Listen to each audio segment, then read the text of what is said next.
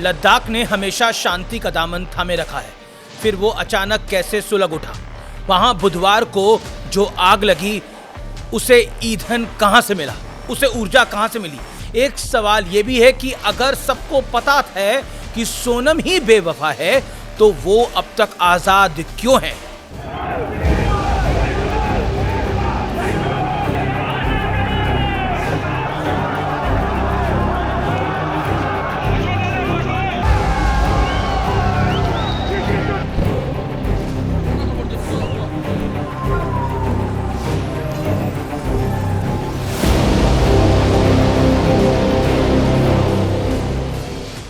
नमस्कार, मैं हूं अमीश देवगन और सत्य और तथ्य में बात होगी लद्दाख को लगी बुरी नजर की।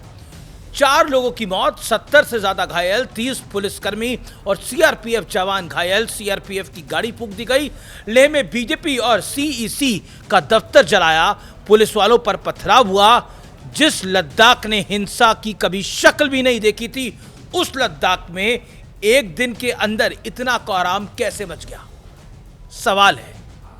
जितनी आनन फानन में वहां हिंसा भड़की, वो बिना संगठित प्लानिंग के संभव ही नहीं है। गृह मंत्रालय ने बहुत बड़ा दावा करते हुए कहा है कि उपद्रव और हिंसा के पीछे सोनम ही है, यानी सोनम वांगचुक है। वही सोनम वांगचुक जिसका अनशन हिंसा से ठीक पहले तक जारी था। बीजेपी का यह दावा है कि वांगचुक के साथ कांग्रेस ने भी लद्दाख को हिंसा की आग में झोंक दिया, लेकिन हमारे टॉप सोर्सेस कहते हैं कि कुछ बड़ा करने की फिराक थी, लेकिन हो नहीं पाया। बीजेपी का आरोप यह भी है कि लद्दाख में जिस आंदोलन को जेन ज़ी का आंदोलन दिखाने का प्रयास हो रहा है और झूठा नैरेटिव गढ़ा जा रहा है, उसे दरअसल कांग्रेस के लोकल यूनिट ने मोबिलाइज किया था। ऐसा भी दावा किया जा रहा है कि प्रदर्शनकारियों में कांग्रेस का पार्षद शामिल था और वही मॉब को लीड कर रहा था। बीजेपी ने फोटोज भी जारी करे हैं। बीजेपी का यह भी दावा है कि पार्षद राहुल गांधी का बेहद करीबी है। इसके बाद बीजेपी ने जो आरोप लगाया वो बेहद डराने वाला है। आरोप है कि लद्दाख में जो कुछ हुआ वो राहुल गांधी और जॉर्ज सोरोस ने मिलकर किया है।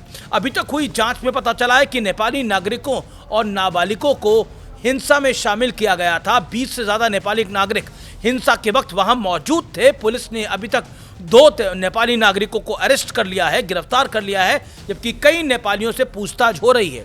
पुलिस ने अब तक 50 से ज्यादा लोगों को किया है गिरफ्तार इस पूरे मामले के अंदर। कई और नाबालिगों को भी पकड़ा गया है। नेपाली नागरिकों की गिरफ्तारी इस शक को और गहरा करती है कि इस पूरे प्रदर्शन को जेन ज़ी के गुस्से की तरह दिखाने की एक बड़ी साजिश थी। ठीक उसी तरह जैसे नेपाल में कुछ दिन पहले आपने और मैंने देखा था। तो क्या जेन ज़ी के मखौटे के नीचे सियासी सपने पल रहे थे? क्योंकि जो कुछ हुआ वो पूरी तरह से पॉलिटिकली मोबिलाइज एजिटेशन लगता है, जिसमें कांग्रेस का हाथ दिखाई देता है। और जो फोटोग्राफ सामने आई हैं, और इसका चेहरा शायद सोनम वांगचुक को बनाया गया ताकि फेयर प्ले लगे। लद्दाख के एलजी कविंद्र गुप्ता ने दंगाइयों को चेतावनी दी है। उन्होंने कहा है कि उनके पास इस बात का पूरा सबूत है और पूरी जानकारी है कि कौन कब विदेश गया, किसके पास कहां से पैसे आए।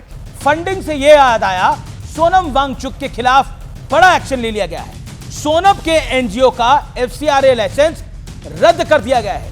विदेशी फंडिंग के आरोप में एफसीआरए लाइसेंस को रद्द किया गया है। चर्चा में तो सोनम वांगचुक की विदेश यात्रा भी खूब है। वो इसी साल फरवरी में इस्लामाबाद गए थे। हालांकि वो वहां ग्लोबल वार्मिंग से जुड़े सेमिनार में गए थे, लेकिन लद्दाख हिंसा के बाद अब विदेशी फंडिंग की जांच में फंस गए हैं। गृह मंत्रालय ने जो बयान जारी किया है उसमें साफ साफ लिखा है कि 24 सितंबर को सोनम वांगचुक के उत्तेजक भाषणों के बाद भीड़ उकसावे में आ गई। आगे क्या बताता है गृह मंत्रालय? गृह मंत्रालय यह भी साफ कह रहा है कि 6 शेड्यूल एंड स्टेटहुड की मांग पर एपेक्स बॉडी और कारगिल डेमोक्रेटिक अलायंस के साथ पहले से ही संवाद चल रहा था। आसान भाषा में कहें तो इसका मतलब यह है कि जिस बात को लेकर सोनम वांगचुक कथित तौर पर धरना और अनशन कर रहे थे, उन मुद्दों पर लद्दाख के जिम्मेदार लोगों के साथ पहले ही बातचीत हो रही थी। और अच्छी बात यह है कि इस बातचीत के बाद लद्दाख के अनुसूचित जनजाति के लिए आरक्षण को 45% से बढ़ाकर 84% हो गया है। सभी परिषदों में महिलाओं के लिए 33% आरक्षण और स्थानीय भाषाओं को आधिकारिक भाषा घोषित किया गया है। इसके अलावा 1800 सरकारी पदों के लिए भर्ती हो रही है। कुछ और मांगे हैं जिनके लिए आने वाले दिनों में और बैठकें होनी है। तो फिर ये हंगामा प्रदर्शन क्यों, ये हिंसा क्यों? ये वो लोग कौन हैं जिन्हें शांति रास नहीं आई? क्या वाकई सोनम वांगचुक और कांग्रेस ने यह पूरा खेल रचा था? अगर ऐसा है तो सोनम वांगचुक अभी तक गिरफ्तार क्यों नहीं हुआ है? क्योंकि देश की जनता जानना चाहती है। आरोप लगाने से कुछ नहीं होगा। लद्दाख प्रशासन को जल्द से जल्द सच सामने लाना ही चाहिए। अगर सोनम बेवफा है तो उस पर कार्रवाई होनी चाहिए, यदि देश के साथ बेवफा है। और इस दौरान लद्दाख के युवाओं के साथ संवाद को और मजबूत करना चाहिए, क्योंकि मेरा हाथ तो युवाओं के साथ है, मेरा साथ तो युवाओं के साथ है। क्योंकि लद्दाख स्ट्रैटेजिक लिहाज से बेहद इंपॉर्टेंट स्टेट है। वहां अनरेस्ट हम अफोर्ड ही नहीं कर सकते। हालांकि गृह मंत्री अमित शाह की वर्किंग स्टाइल से जो वाकिफ हैं वो जानते हैं कि जल्द ही दूध का दूध और पानी का पानी हो जाएगा और सत्य और तथ्य सबके सामने आ जाएगा, 7 दरवाजे चीर कर।